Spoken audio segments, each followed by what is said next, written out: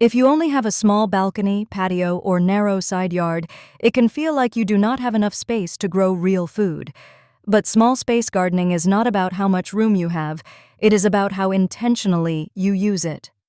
Today, I want to walk you through how to design a small garden layout that actually produces food consistently, without wasting space, money, or effort. The first step is observation. Before buying plants, before buying containers, before buying soil, spend 3 days simply watching your space. Pay attention to where the sun hits in the morning. Notice how the light shifts in the middle of the day. Look again in the late afternoon.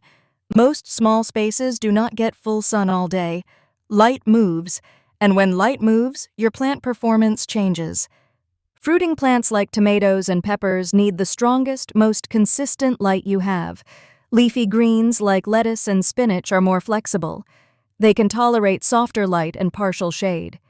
If you place plants according to sunlight instead of convenience, you immediately increase your chances of success. Design always follows light. The second step is choosing containers based on root depth, not appearance. Many beginners assume deeper containers are always better. In reality, container depth should match the plant's root system. Herbs and leafy greens have shallow roots. They spread outward more than they grow downward.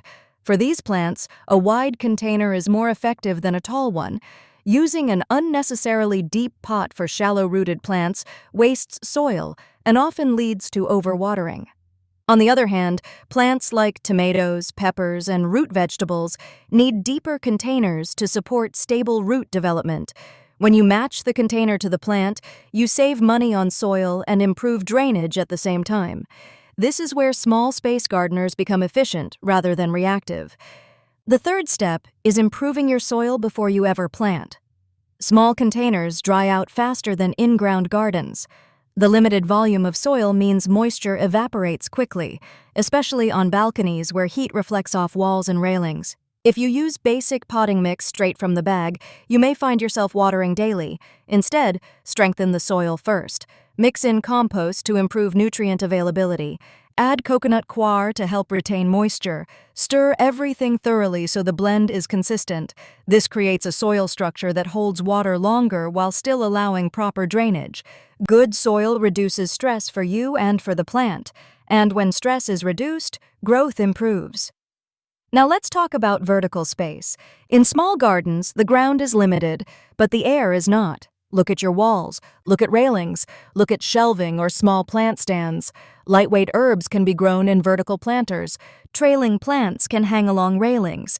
This frees up ground space for heavier containers that cannot be elevated safely.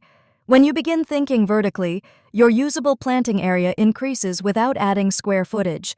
That shift in thinking changes everything. Next, consider layout flow. Imagine dividing your space into simple zones. A strong sun zone, a medium light zone, a softer light zone, and a vertical zone.